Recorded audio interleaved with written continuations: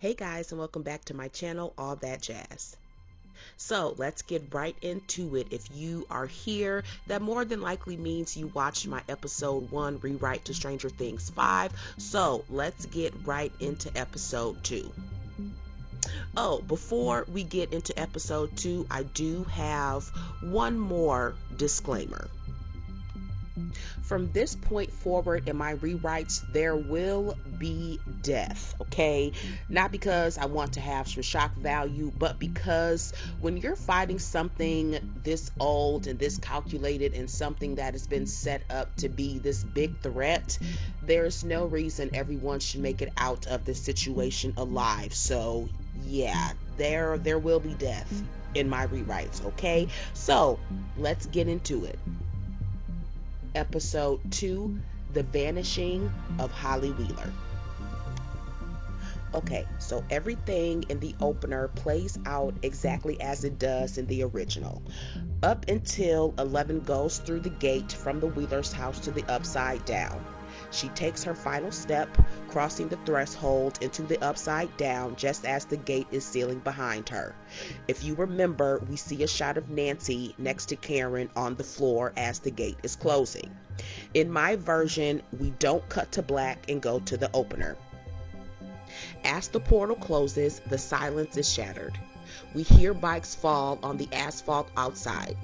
The front door bursts open, and Mike and Lucas sprint into the foyer, their flashlights cutting through the unsettling chaos. They stop dead in their tracks. In the middle of the kitchen is Nancy. She's on the floor, her hands pressed against Karen's chest, trying to stop the heavy dark blood soaking through her mother's nightdress. Nancy's eyes are wide, glassy with shock, so deep she hasn't even cried yet. Mike's voice in a ghost whisper, "Where's Dad?" Nancy doesn't answer. She can't. She just looks toward the ceiling.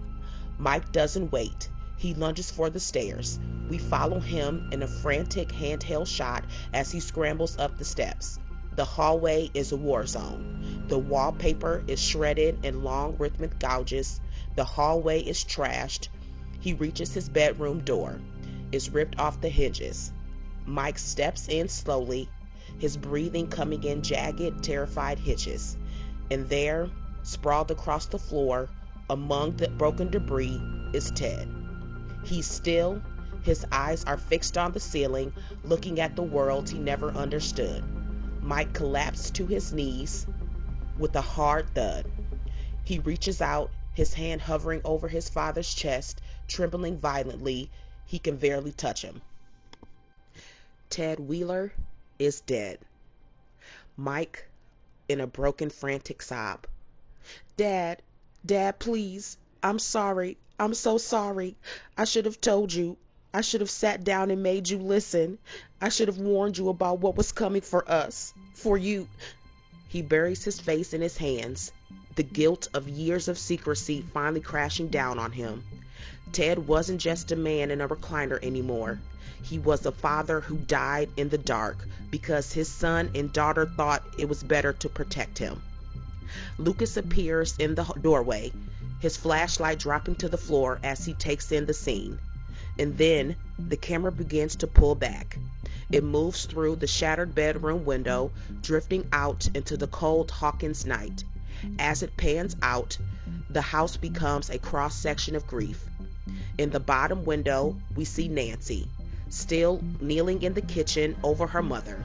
In the top window, directly above her, we see Mike, in the same exact position, slumped over his father. A family divided by 2 floors, united by a tragedy they never saw coming. The screen fades to a cold, silent black. Now we have the opening credits. After the opening credits, we can still use the same scene showing Nancy, Mike, and Lucas at the hospital as they're pushing Karen down the hall to get her to surgery. The biggest difference is, of course, now that Ted is dead, we no longer see him. We can also keep the scene of Nancy having her emotional breakdown in the bathroom as she's washing the blood off of her hands. The scene I do want to change is Nancy, Mike, and Lucas's dialogue while they're in the waiting room. So as we know, in the original scene, Nancy starts off by blaming herself and saying that this is all of their fault. Mike is questioning how would they have even known this was going to happen, or that Vecna would take Holly. I want to switch the dialogue here specifically. So this is how my dialogue would go in my rewrite. Nancy, in a broken whisper, "This is our fault. This is all our fault." Mike stopping her, his voice really hard. "Yeah, it is." Nancy looks up surprised. Mike continues, "We should have listened to you, Nance. We should have told them. We should have sat them down. We could have acted yesterday, last week, last fall. We should have tried to get them out of Hawkins, or at least told them the truth. We treated them like they couldn't handle the truth. We should have done something, anything. And now Dad is..." Mike chokes back the word dead, unable to say it again. "It just doesn't make sense." Nancy, "It makes perfect sense, Mike. Vecna told me this would happen. He showed me. And not just the 4 gates. Mom, Dad, Holly, dead. And we just chose not to believe him. Now it's all coming true. Vecna's come back to realize his vision, to punish us. He did it to Fred, Chrissy, and Max, and now us. And he's not going to stop until he's drained every last ounce of suffering." Lucas, stepping forward, shaking his head. "I don't know, Nancy. I'm not sure this is about punishment at all. Vecna doesn't leave things unfinished. He doesn't hold back." Lucas continues, "If this was just about punishment, if he just wanted you to suffer, why keep Karen alive? Why didn't he kill her there? Why take Holly to the Upside Down and not leave her body where you can find it? Why not come himself? Why send one of his pets?" Mike frowning. "What are you saying? It's not Vecna?" Lucas, "No, what I'm saying is I don't know, and neither do you.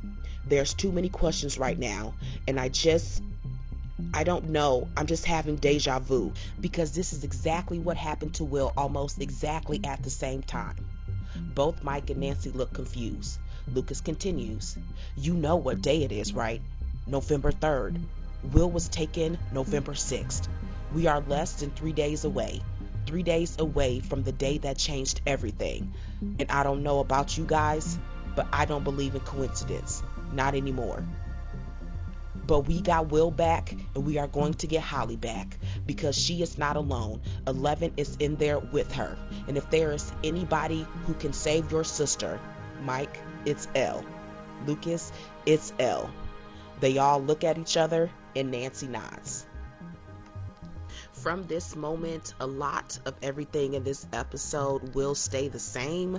It's just other slight changes I want to make. So you're going to hear me clicking. I'm literally scrolling through the episode so I can give myself reminders and you reminders on what happened next, and then get to the other parts of the episode that I want to change. Okay, so after this point, we will get the same scene of Lieutenant Sullivan at the Wheelers' house, and them doing the investigating there, and them seeing the closed gate leading from the Wheelers' house to the Upside Down. We see 11 inside the void, and her eventually inside the Upside Down as well. We can keep the same scene with her accidentally attacking Hopper, thinking he is someone coming to get her. We can keep that the same, and the Karen and her wine scene the same, with Hopper questioning what the hell is going on and how does she get inside the Upside Down. Next is the scene at the radio station between Joyce, Will, and Robin. Joyce sending Robin upstairs to check something out so her and Will can have a private conversation about his visions and what he was seeing through the Demogorgon's POV. That can stay the same. Robin coming back downstairs and letting Will know he's basically an antenna for the hive mind. We can keep that scene the same. After this scene, it picks up where Steve is outside giving the girl a jump in the radio station van, and then he eventually goes inside of the van, and him and Jonathan have their back and forth about Nancy. This is the next scene where I need to make some adjustments because, of course, in my rewrite, Nancy, Jonathan, and Steve are no longer in this triangle. So this conversation and the dialogue between them most definitely needs to be changed. So this is my dialogue for this scene. Steve is sitting in the driver's side of the van, staring into blank space. Jonathan stares out the passenger window, his face a mask of exhaustion and shame. Steve, his voice tight. Maybe we should just turn around. Go to the hospital. Nancy's there alone with Mike. And after what happened to Ted, Jonathan, no, we have to stick to the plan. We find the source. We find Holly. That's what she'd want. Steve, yeah, well, what she wants and what she needs are two different things, Byers. She just watched her father get hauled away in a black bag. She needs us. Jonathan, turning sharply. I can't face her, Steve. I can't go into that hospital and look her in her eyes. Steve glances at him, surprised by the outburst. Jonathan sits back in his seat, rubbing his face with his hands. Jonathan continues. She was right. Every time she told me something fell off or that we needed to be more prepared, I told her it was stress. I told her she was obsessing. I was so checked out trying to keep my head above water that I let her walk into that house defenseless. Steve quietly. You weren't the only one. I spent the last few months thinking I could just go back to normal, like being a hero was a summer job I'd retired from. I wasn't there either. They sit in heavy silence for a moment. Steve sighs, and the tension in his shoulders dropping slightly. Steve continues.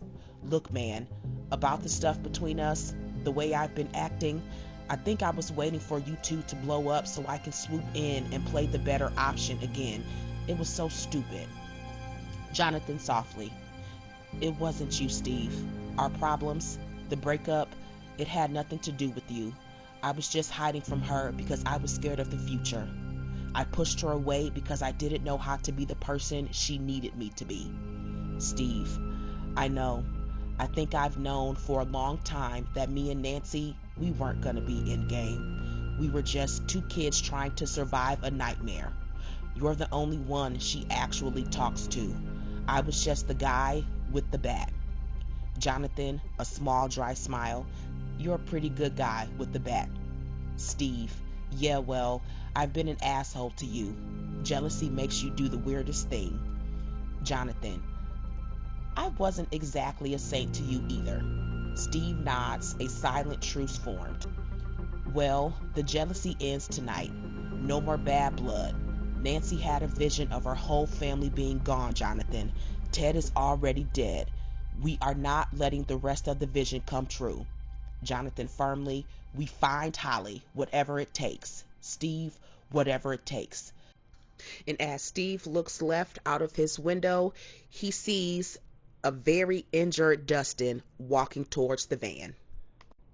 After Dustin walks up, the scene after in the original episode is Hopper and 11 inside the Upside Down, and he's questioning how exactly she ended up at the Wheeler's house, and 11 is telling him that Nancy drove her, and they're having their back and forth about her and him never using vehicles for a reason to keep her safe. That conversation and dialogue can say the same. After this scene, we jump to Lucas in Max's room, and he's having a heart-to-heart with her, basically letting her know they can't win this without her, and he needs her to come back to him. We can keep that scene the same. After that, I'm sorry, again, I'm going through the episode as I'm recording this. Don't mind me. We see Mike making a cup of coffee for him and Nancy. He walks past the room, and we see A Wrinkle in Time on the table. He sits next to Nancy, and they're questioning if Holly ever told her about Mr. What's-It. We can keep that scene the same, and them coming up with some kind of plot to talk to Karen. Keep that the same, okay? The next scene that I want to change is the dialogue between Steve and Dustin in the car. So for me personally, I really didn't care for them to not actually show Jonathan and Steve telling Dustin everything he missed being gone. I just felt like that was a good spot to add that in there to again add to Steve's irritation and frustration with him, especially because I felt like Steve being this angry and upset with him because he can't admit he's wrong was just so childish in this moment, being after what's just happened. Mr. and Mrs. Wheeler have been attacked and Holly is fucking kidnapped and you guys are arguing about this. So I most definitely want to do some changes with the dialogue between them. The passenger door flies open. Dustin scrambles into the front seat, breathing like he's just run a marathon. He's disheveled, his jacket's torn, and a dark, swollen bruise is blooming over his left eye. In the back seat, Jonathan is a ghost, staring at the walkie-talkie in his lap like it's a bomb. Dustin, fast-clipped, "Drive, Steve, just go, I'm here." Steve doesn't touch the gear. He sits like a statue, staring at the side of Dustin's face. Steve, voice like ice, "Where the hell were you, Henderson?" Dustin replies, "I had a situation. My bike chain snapped near the quarry and I had a hike. It's fine. Just get us to the lookout." Steve responds, "Look at me." Dustin doesn't move. Steve reaches over, grabs Dustin's chin, and forces his head around. He sees the split lip, the raw evidence of the fight Dustin picked with Andy earlier that day. Steve continues, You fell off a bike and got a footprint-shaped bruise on your face. You've been blowing everyone off all day. You were supposed to be here, Dustin. Here." Dustin slamming his hand on the glove box. "And what would it have mattered, Steve? Every crawl for the last year and a half has been a total bust. We follow Hopper, no sign of him, no sign of anything. Nothing ever happens. I had stuff to deal with today. Real life stuff. And it's not like I was missed." Jonathan, from the back seat with a low voice, "You were missed, Dustin." Jonathan holds up the walkie-talkie, and then a distorted, static-filled voice of Lucas is coming through. Lucas, through the static, "Steve, Jonathan, are you there? The doctors, they just told us Mrs. Wheeler just got out of surgery. I'll keep you guys posted if anything else happens." Steve, turning fully towards Dustin, eyes burning. "That's Lucas. He's at the hospital because a Demogorgon came through the Wheelers' front door tonight. Ted is dead. He was already cold by the time Mike and Nancy found him." Dustin, his vibrato shattering. "What? No, that's..." "And Holly is gone," Steve replies. "Vecna took her. While you were out picking fights or whatever real life bullshit you were doing to feel tough, the world actually started to end. Oh, and we also lost contact with Hopper too. He is somewhere wandering the upside down. The crawl wasn't a bust tonight. It was a massacre. And you weren't on radio because you were too busy feeling sorry for yourself." Dustin, with his voice trembling, I didn't think... I thought we had more time." Steve snapping. "We don't have time, Dustin. We never had time. You're so obsessed with being the smartest guy in the room that you forget people actually die when we screw up. Ted Wheeler is gone because we weren't fast enough, because you weren't here. And now Holly is with him." Dustin reaches into his pocket, his fingers brushing the crumpled breakup letter from Susie. He wanted to scream that he was hurting, he missed Eddie, and that he was lashing out because he felt abandoned. But looking at the raw, jagged terror on Steve's face, he realizes how small his problems are compared to his best friend's father being in a body bag and his sister being missing in this exact moment. Dustin, with a broken whisper, "I'm sorry, Steve. I'm so sorry." Steve, turning back to the wheel, eyes landing on a dark road. Save it. Sorry doesn't bring Ted back, and it sure as hell doesn't find Holly. That's what our focus is now. Steve slams the car into drive and floors it. The tires screech against the pavement and the engine roaring into the silence of the dying town. End scene. After this, we can still have the same scene of Robin telling Joyce that the flux capacitor is down, and her and Will coming up with this scan to test the theory of him being an antenna. After that, we have the same scene with Ramirez reporting to Dr. K about everything that's happened at the Wheeler's house and the girl being inside the Upside Down. Now, from here, instead of this scene ending and we go back to Hopper and 11 inside the Upside Down, I want to continue this scene and have another moment between Dr. K and Brenner. Now, let me add, I did go ahead and give Dr. K a first name. Her name is just going to be Linda. I know, so original. But her and Dr. Brenner would have a past together of being past colleagues. So they do have some kind of connection together. Not sure if I want to incorporate more, like she's from Project Ultra or something like that. I don't know yet. But at this point, her and Dr. K do have some past history with each other. I can't remember if I mentioned this in my episode 1 rewrite, but another reason why I thought killing Brenner was so premature is because, in my opinion, Brenner is the biggest villain of the entire Stranger Things series. Especially when we get into the first Shadow lore, which I will continue to say I think that was a big mistake not incorporating anything from the play into the actual show, and them not doing a premiere on Netflix for all of us to see the play was just a missed opportunity to get more details that would have helped the story move along. Brenner's obsession with wanting to know everything about the Abyss, wanting to continue his father's work, really made him manipulate and hurt anyone without a second thought. If you are not familiar with the play, Brenner basically followed the Creels to Hawkins just to get his hands on Henry. Brenner manipulated Virginia Creel by supplying her with experimental drugs. While under the influence of these substances, she divulged everything about Henry's behavior and powers to Brenner.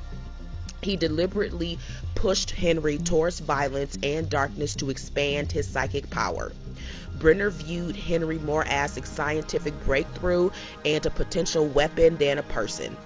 He weaponized Henry's trauma, isolated him by making him believe he was the only one who could care about him. Sounds familiar, right? We've seen him do this, basically the exact same thing with 11 throughout seasons 1 through 4. Never forget, Brenner had the evidence 11 wasn't the killer after the Hawkins lab massacre, and he continued this belief she was the monster causing all of this trouble in Hawkins, which is a big reason why Sullivan has been coming for her since season 4. I want Brenner's manipulation to continue and trickle over into the military. In the original season 5, with Dr. K and her obsession with Elle, I always thought that we were going to get some kind of reveal of why she had this obsession, or if someone was pushing this battery in her back for her to want 11 so bad. So I want to add in Brenner manipulating her and making her for real believe that 11 is the cause of all of this, and even believe that the Demogorgons and things like that are completely gone and dormant at this time, which is why they would have a lab inside the Upside Down. Okay, so jumping back into this dialogue. So after Ramirez tells Dr. K that 11 is inside the Upside Down, we will jump to Dr. K again going to where she has Brenner being held. Dr. Brenner stands in the dim light, his back to the door. Dr. K walking in. The girl has been spotted in Hawkins. She's inside the Upside Down as we speak. Brenner, he doesn't turn around. I told you she would return, Linda. The pull of this place is biological, like a moth to a flame. Dr. K leaning against a metal table. My lieutenants also reported a slaughterhouse at the Wheeler residence. Ted Wheeler is dead. Karen Wheeler is fighting for her life in the hospital, and their daughter vanished into thin air. No sign of her anywhere. My lieutenant also told me the wounds are consistent with some kind of animal attack, but no sign of any of those creatures anywhere. Brenner turning slowly. Because you're looking for ghosts, Linda. The last of those specimens died in Russia back years ago. The ecosystem is dormant. There is no more monsters. This is the work of my daughter. Dr. K responds, you better be right about being able to control the girl once we flush her out. My men aren't dying for a science project, Martin. Brenner, now with a knowing smile. My research is the only reason your hedgehog units exists. Those devices are tuned to her specific neural frequency. As long as you have them in the front lines, her powers are neutralized. She isn't a danger to you or anyone else anymore. She's just a frightened child in a cage of sound. Dr. K stepping into his space. Well, they better work, Martin. I've put my neck on the line keeping you off official manifests. You're only breathing because we go way back and I convinced everyone you were an asset. If those devices fail, or if she continues to kill, I'll personally ensure you're the first thing we leave behind when we evacuate. Brenner stepping forward, unfazed. Let me be clear, Linda. You kept me alive because you need my mind to continue my work. How quick of you to forget your own mishaps from the past and in this very lab. You have failed time and time again. What do you think will happen when it's found out about your other failed experiments? Brenner turns his back to Linda.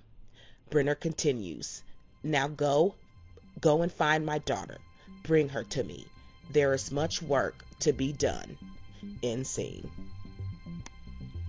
Now from here, the next scene in the original is 11 and Hopper inside the Upside Down, where she notices he's moving slowly and tends to his wound while they have that conversation. He's talking about his daughter Sarah.